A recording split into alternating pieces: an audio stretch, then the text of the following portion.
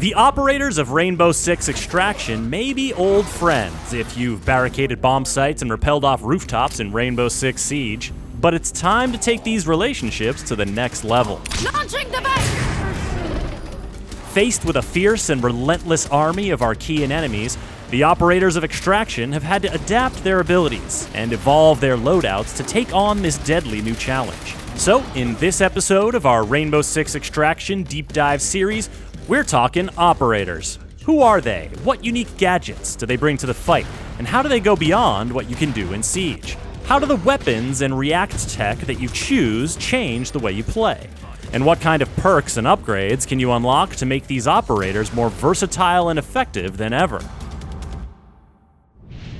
Now let's meet the crew. I suppose I could just list the 18 operators available at launch, but that might take a little while. Doc, Ella, Pulse, Alibi, Finka, Hibana, Lion, Sledge, Vigil, IQ, Jaeger, Rook, Fuse, Smoke, Tachanka, Capitao, Gridlock, and Nomad.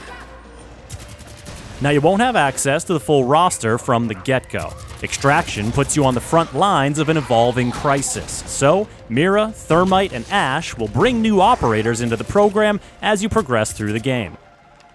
Each operator has a unique ability that helps define what they can bring to the table, and what those abilities can do in Siege is just the beginning. As you level up an operator, you'll not only unlock perks and upgrades like faster reload, aim, and weapon swap speed, or the chance to self-revive if you deal enough damage while downed, you'll also unlock upgrades for their unique ability. For example, once Nomad reaches level 7, her knockback mines will straight up delete a variety of full-grown enemies.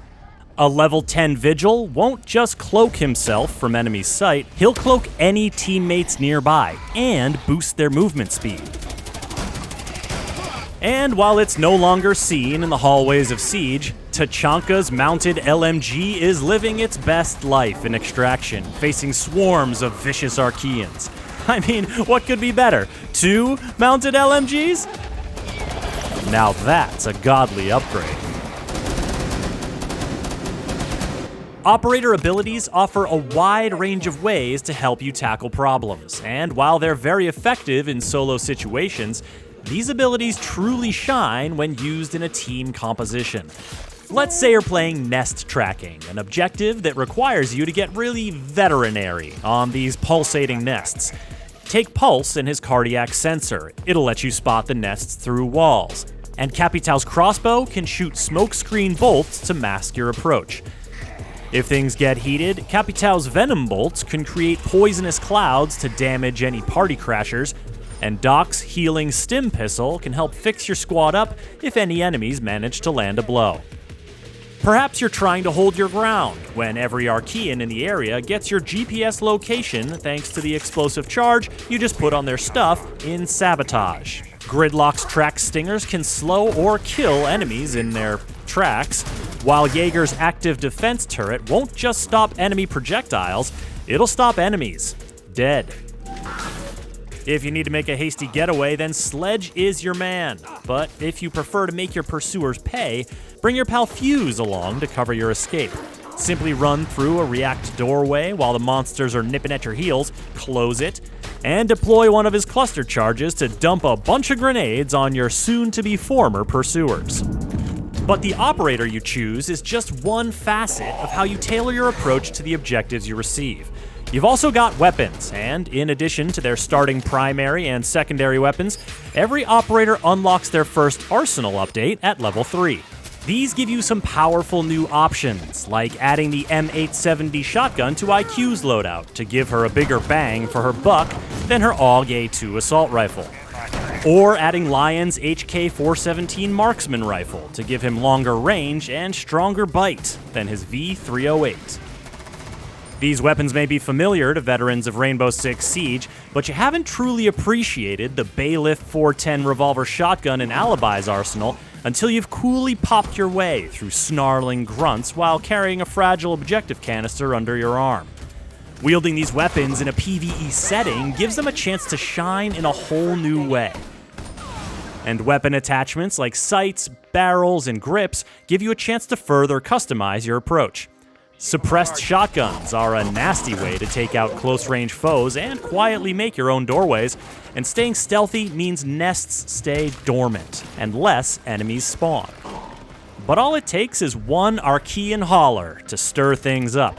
When that happens, you'll be thankful you left the suppressor at home and nearly doubled the damage output of Finka's 6P41 LMG.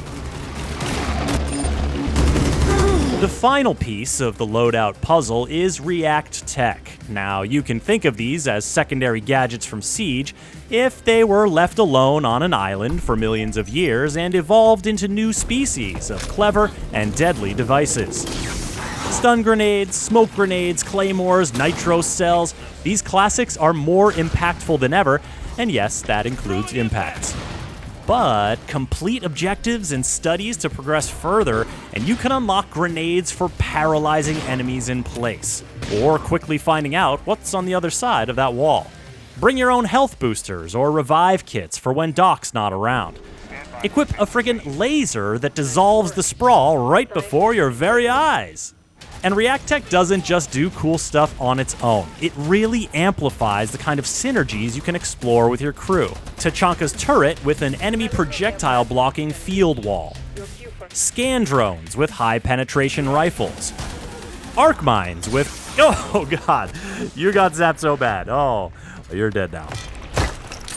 Put it all together, and the ways you can customize your squad to take on different challenges just continues to grow exponentially as you progress. But there's a but. The name of the game is extraction, and if you don't extract from your incursion, your operator will go MIA. The Archeans got him, and you gotta get him back. On your next incursion to that location, you'll get a shot at rescuing your lost operator on an MIA rescue. This requires you to find them and free their foam-encased body from a horrible, grabby tree demon that does not want to give them up, or, for that matter, let them down. If you get your operator out and pack them up for shipping, they'll be back in your roster and will heal back to full strength as you run successful incursions with other operators. So when you're thinking, hey, I can take on a tougher difficulty level, or, you know what, that's probably enough health to get me through the next subzone, just remember that going MIA is serious business. Then again, you take on tougher challenges, you get those big XP bonuses and upgrades, then business will be booming. Decide for yourself this January when Rainbow Six Extraction launches on PS4 and PS5. Xbox One and Xbox Series X and S, cloud gaming, and PC. Subscribe to this channel to catch the next video in our series, and get the latest updates at news.ubisoft.com.